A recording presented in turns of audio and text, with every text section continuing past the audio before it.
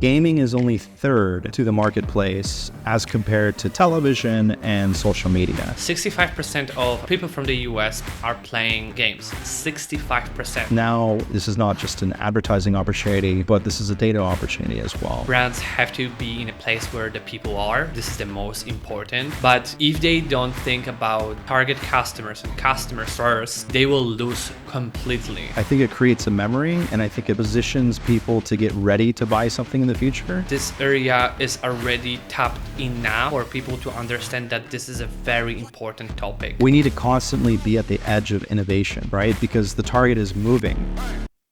Hello everybody, we are in a kind of different setup today because I'm in temporary MPMTeam's office. Welcome to in-game advertising series, where Phil and I are talking about the in-game advertising based on MediaScience and IAB research. And today's topic is why gaming, why now? In-game advertising is a very interesting opportunity, right? I was having a chat with the CEO of the company Anzu, which is a leader in in-game advertising. And the way that he framed it was really interesting to me, which is that in-game advertising is like the last great media frontier. And in some ways, I agree with him. Today, gaming, in terms of time spent with a media product, gaming is only third to the marketplace as compared to television and social media. So it starts with television first, and then social media, and then it's gaming. Gaming also is larger in terms of, let's say, revenue than music and film, so Hollywood and all of music combined. So it's clear that this business model works very well, engages a huge amount of the population. And I think that the next step here to determine is, well, how do we actually meet gamers where they are and still,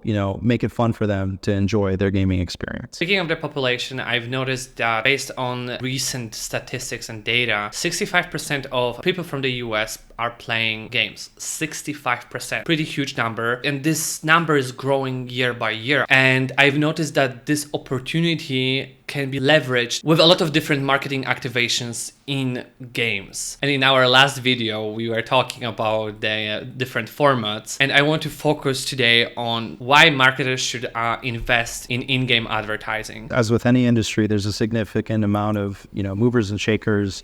There's a significant amount of change that's happening right now.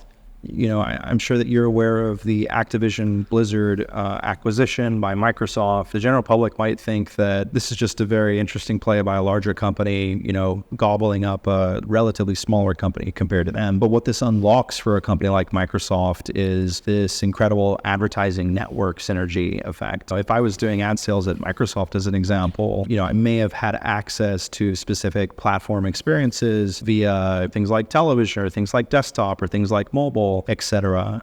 But Microsoft doesn't really have a social media platform in terms of gaming. Microsoft has Minecraft right now, and that's a huge thing for them. For sure. Now Microsoft has this incredible library of content that they can access as well and activate in terms of gaming if that's something that they want to do. The underlying opportunity here is a data opportunity, right? So creating a connected network effect can measure audiences. Like I said, I'm an outsider in terms of that transaction, in terms of the inner workings, and in terms of the actual capabilities. But what I would do if I were in their situation is I would try to find ways of measuring audiences across these various platform experiences, across gaming, as well as across, any of the other, digital experiences that they have access to. And then you have somewhat of a flywheel effect here in terms of the relationship with clients, in that now this is not just an advertising opportunity, but this is a data opportunity as well. So there's a lot of amazing things going on in terms of that relationship. And then the second big thing that really happened last year that we still don't know all of the repercussions from was this transition from FIFA, this relationship with FIFA and EA, and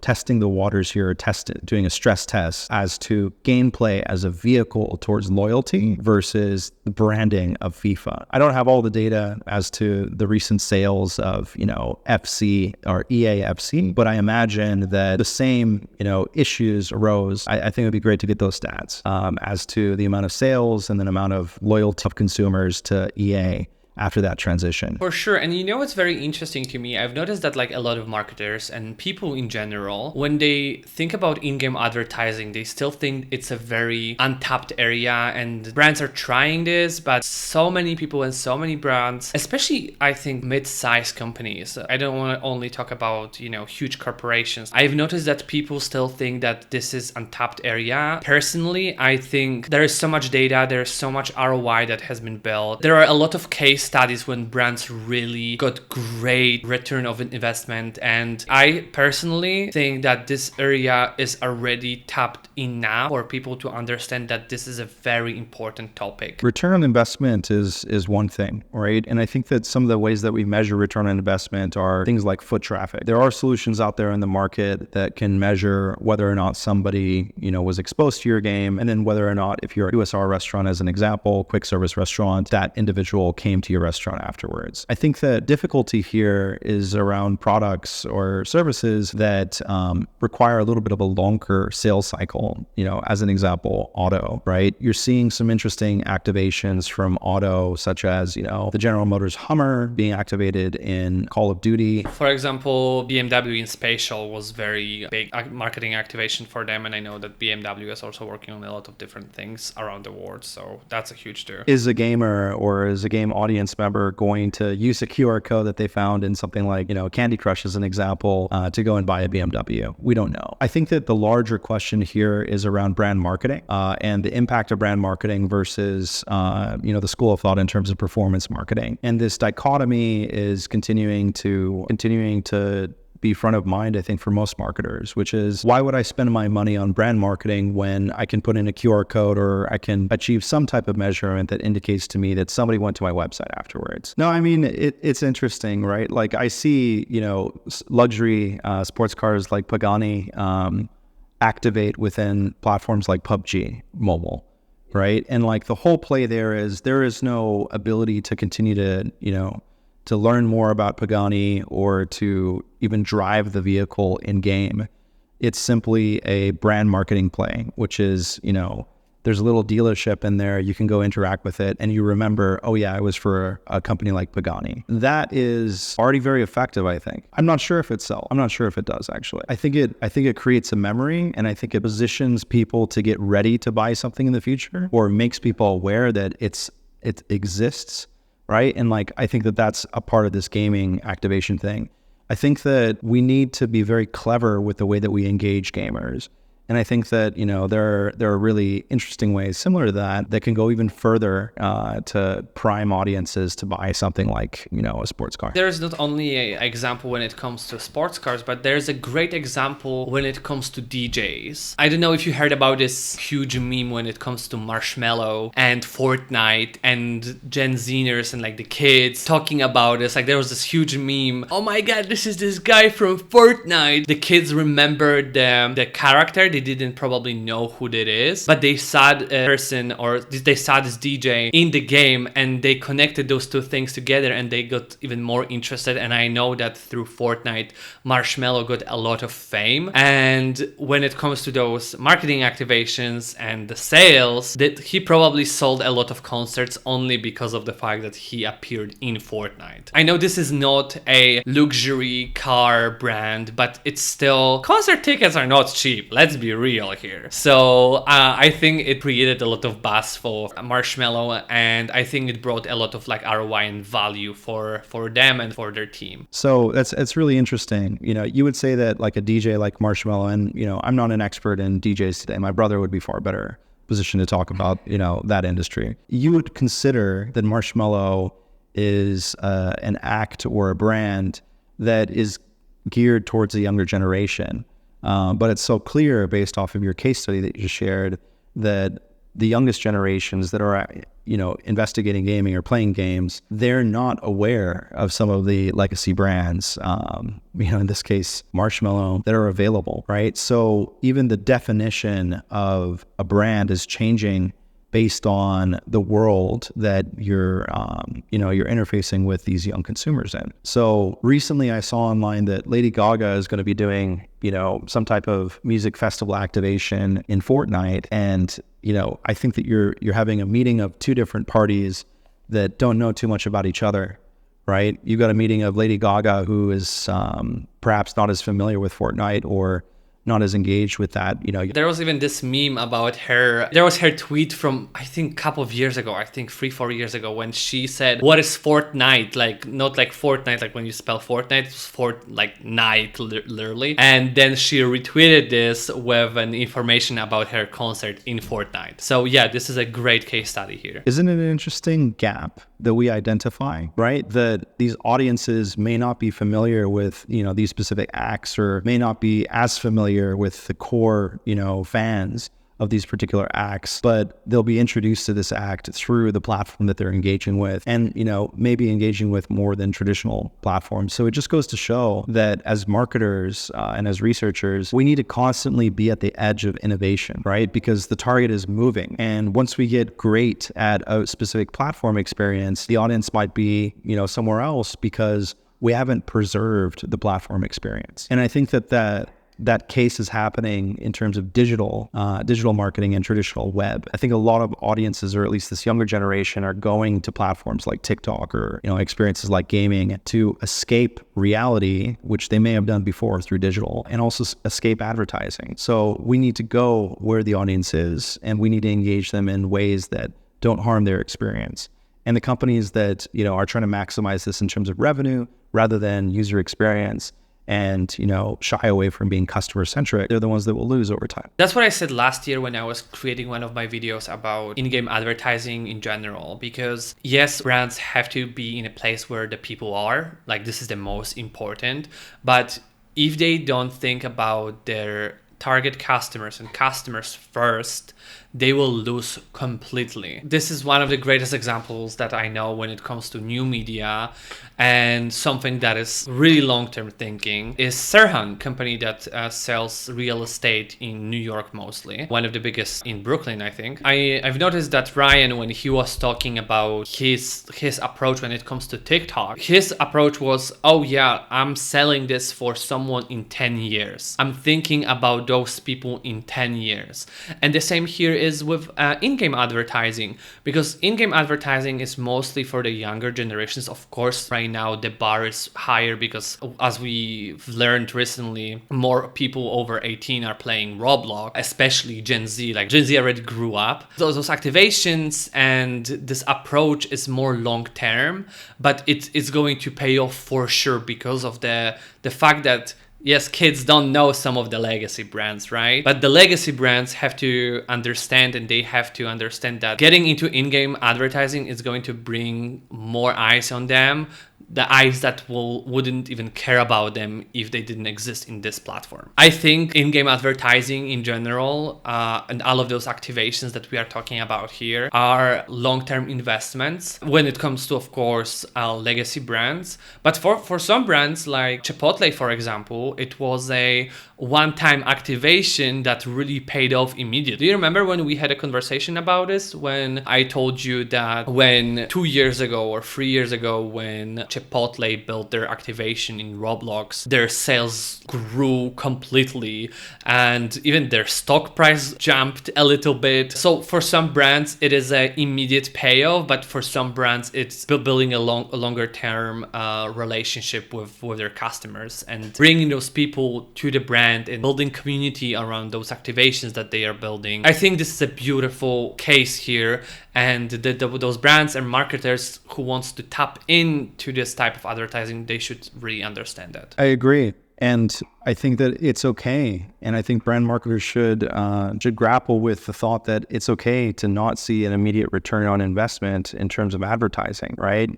A simple product like, a meal at Chipotle is pretty easy to achieve, right? But it doesn't mean that we shouldn't be in these environments and building memory structures over time. Byron Sharp from the Ehrenberg Bass Institute of Marketing Science on his podcast episode with Dr. Dwayne Ferran on Legends of Media Research talked about the efficacy of a wrapper, like a food product wrapper, in the gutter, and that food product would be from McDonald's. And it's likely that wrapper in the gutter, because it's for McDonald's, would be more effective than all the digital media that would be served to you today. So it comes down to creating the opportunity to be in front of audiences, creating frequency to the point where we understand what the product is for. We know Chipotle is for food, right? But for all these other companies that are trying to sell products that are, difficult to differentiate, right? And, don't necessarily have a brand, gaming presents an opportunity to be very clever in front of audiences. El Pollo Loco, as an example, there's a secret level in a particular game, I can't recall the title, in which you're fighting against a crazy chicken, right? And, that chicken is called Pollo Loco. So El Pollo Loco activating in this way is a very interesting way of, telling the audience or reminding the audience that El Pollo Loco exists. So when I'm ready to pause gameplay, I can go and buy some chicken from El Pollo Loco. And the same thing works backwards as well, Owi, right? So, I've been watching Breaking Bad recently on Netflix. There's a chicken, QSR restaurant within that show. And Netflix has gone so far as, I believe it was Netflix, it could be another company, but they've gone so far as activating that particular restaurant brand in the real world. So it kind of goes both ways. We can activate in the gaming world, and that, in theory, and I think there's some research that supports this, makes the gameplay more enjoyable because there are components from the real world integrated in the game. And you can also build brands within the game world and bring them from the game world into the real world. I'm going to give you a perfect example that we worked on. Well, our example with Fernet Branca. When Fernet Branca was very silent for last, I think, 50 years when it comes to advertising and social media. They existed in pubs. Some of the people knew what is Fernet Branca. Some of the people didn't.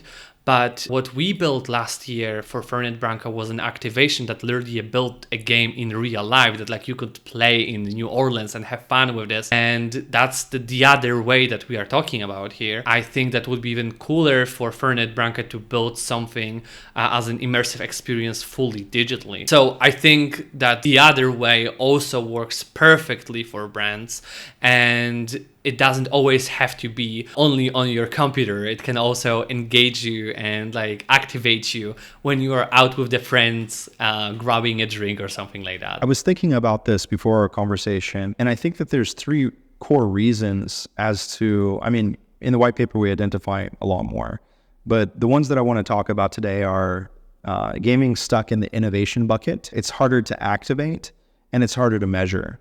And there's a lack of trust within measurement too. So in terms of media spend, each brand allocates a certain percentage to innovation within their media spend budget. And usually that innovation bucket is around 10%. So if gaming is perceived as an innovative form of advertising, and this goes to the spectrum of gaming, right? From mobile gaming, which is easier to activate, to VR games or digital worlds, etc. You're still limited now to 10% of the media budget. So gaming complains about why it's not activated. It's because it hasn't proven that it's just as impactful as social media, or if not more impactful as something like digital media. It also, is harder to activate because it lacks scale. The games that you play on your mobile phone, Owi, are different perhaps than the games that I play on my mobile phone. Right? And it's not like we're playing the same game at the same time together. You're playing when you want to play, I'm playing when I want to play, etc. So it's similar to social media. But with social media, we have less choices, right? We don't have that many social media platforms that are super popular as it is with gaming. We have so many different games, and that is a little bit problematic also. But you as a mobile phone gamer, you are not engaged with this one company that builds games, but you are engaged with the game that is popular for you, or you just want to play.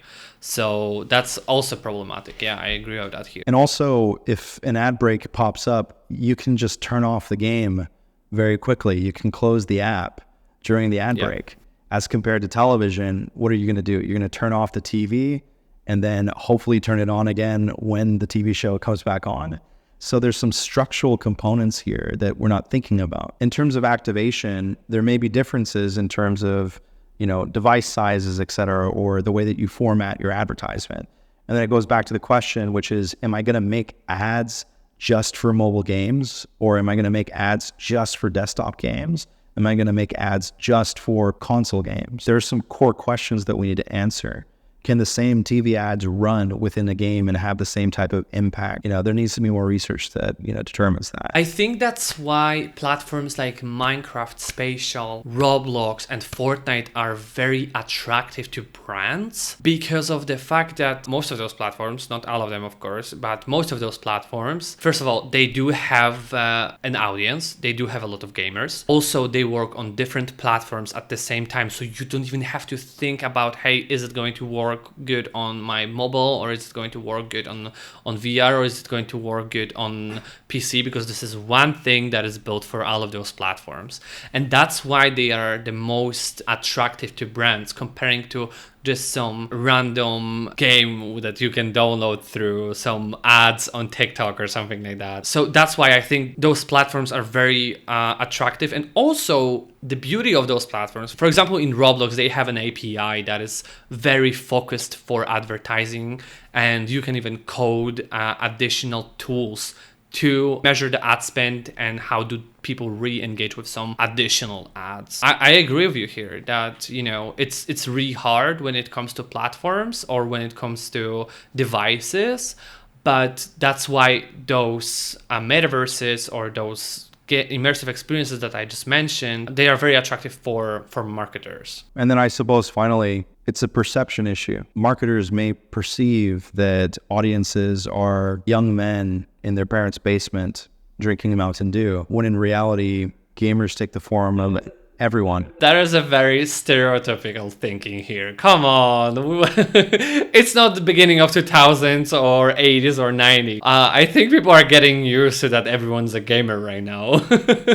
I agree completely. So based off of the activations that you've done in the past, how are you able to prove the value of, these activations to a company like Fernet Branca based off the case study that you talked about? So when it comes to Fernet Branca or other activations that we built, we mostly measure how many people played this game, the numbers that we are getting from the platform, how long people were really playing this game, right? Because we can get this data from Fortnite, Roblox, Spatial, Minecraft, and also from real life gaming activations. When it comes to Fernet Branca, we have a data based on how many people registered to the game, how many people really scanned QR codes around the New Orleans. When it comes to showing the value to the client and presenting the value to next clients, we are having a conversation how we should play this game and how many people played those games before. And we talk about the whole measurement that we create for Activation X. For example, when it comes to those only digital platforms, you can see the numbers immediately. You go to Fortnite, Roblox, Spatial, Minecraft, and you can see how many people played this game or how many people engage with this. Those numbers are public. You don't have to really think about this or dig deep into some internal data. This data helps us and helps the brands to understand that it's really worth it. I really wish some of those platforms had some, additional API connections that we could see how many people really bought something. Not every platform is that flexible. So as an example, if you were to have a lower funnel metric, like conversions of a QR code within a game based on, gameplay, what we know from television is that the QR code achieves, something like 1%, if not less, in terms of actual conversions. But we also know that an advertisement that does feature a QR code does have some type of impact.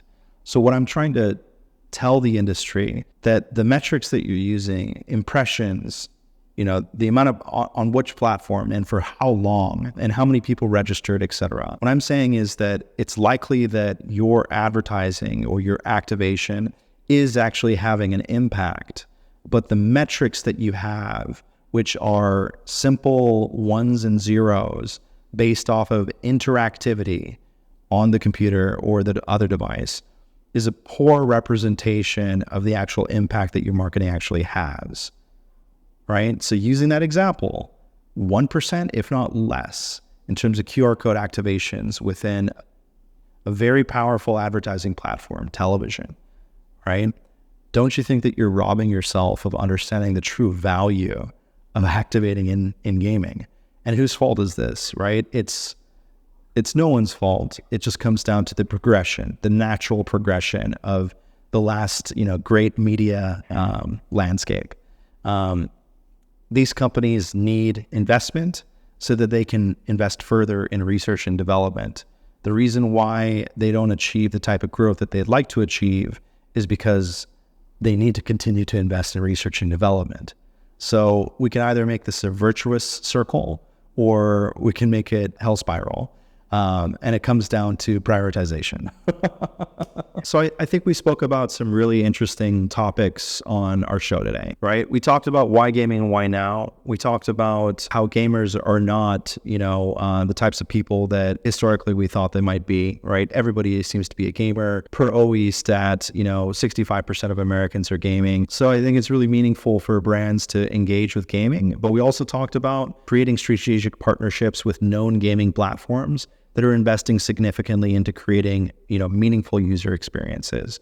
We talked about how gaming needs to escape the innovation bucket in order to achieve the scale that it probably deserves. And that gaming is, the third most consumed media product in the industry today. So we need to alleviate the barriers to entry in terms of activation. We need to do some great research and development to understand if we can be more efficient with activating in gaming. And then we talked about some really interesting creative activations and the importance of, meeting gamers where they are and recognizing that these are a highly intelligent, audience segment because they're all of us. So thank you so much for joining Owi and I on our episode today. And we look forward to seeing you on the next one.